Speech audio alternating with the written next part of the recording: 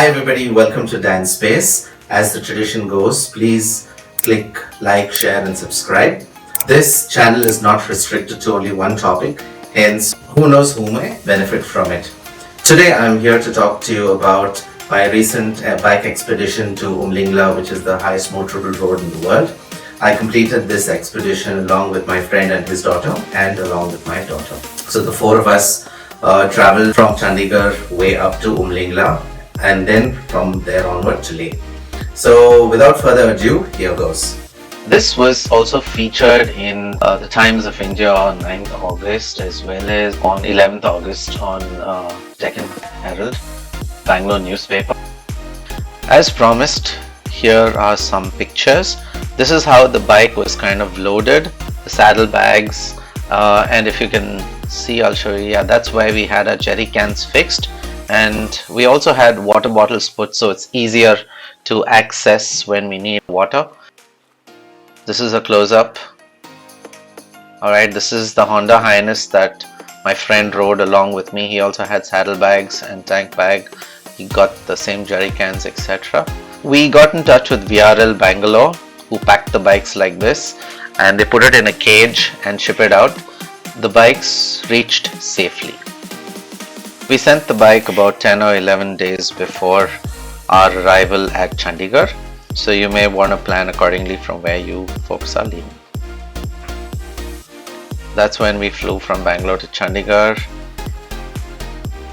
and this is when the bikes landed in Chandigarh and we got the bikes unpacked. This is when we left Chandigarh.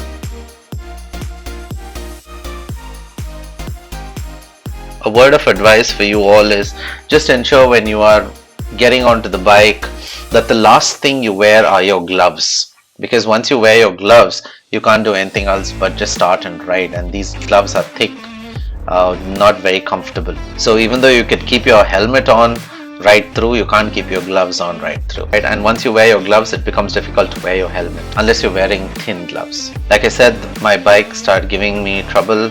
The silencer was kind of leaking, though I got it checked in Mandi at the Java showroom. I got my bike checked at Solan. They said everything was okay.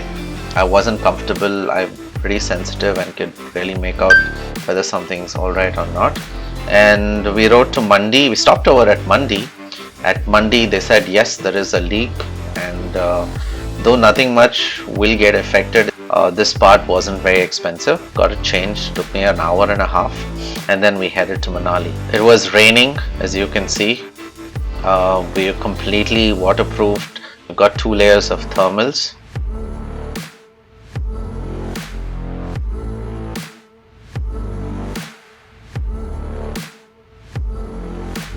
We stayed in Manali for a night and then we left to Sarchu. We had to cross Atal tunnel.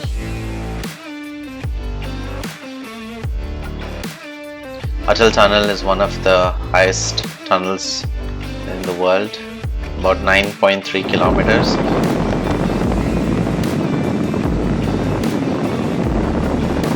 And this is when the other side of the tunnel. You can see how cold it is. This is near Zing Bar. Just one word of caution for women who are traveling: it's very inconvenient as there are no restrooms. As you can see, that's how the roads look.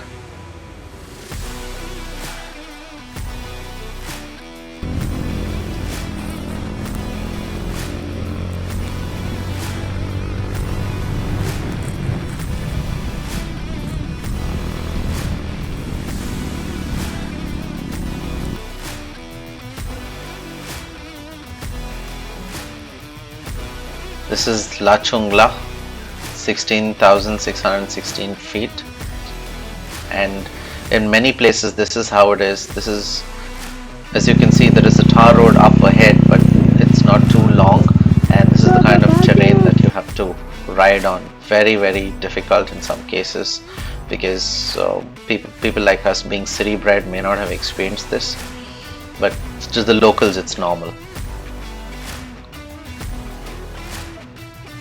This is at Sarchu. I told you this is how the place looks to stay if you don't stay in tents. Very, very reasonable, very hospitable people. Pretty good food that you get here and there. You'll have to just make do with whatever you get. Scarcity of water. There are no petrol fuel stations over here, but people are very hospitable. Have a look at how the road looks. This is the road that we were riding on.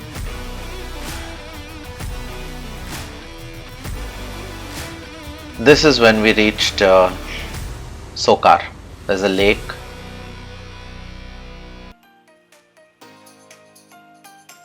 This is Sokar to Hanle.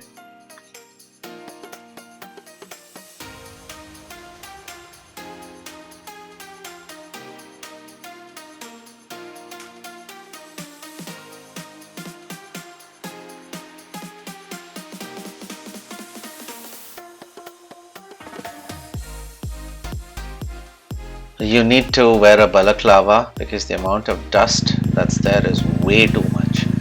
This is how the people at Hanle are extremely hospitable. And then the main ride to Umlingla, we set off that morning pretty as early as possible. We didn't want to stay too long to take photographs because we wanted to get back and head out. Remember, my bike was giving me some trouble. You are higher than Everest Base Camp.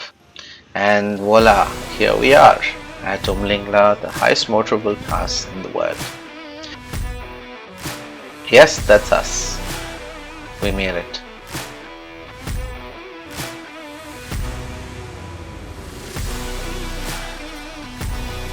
This is the queue. Everyone's waiting to take photographs. On the way back, this is how the road looks, folks, that we rode on.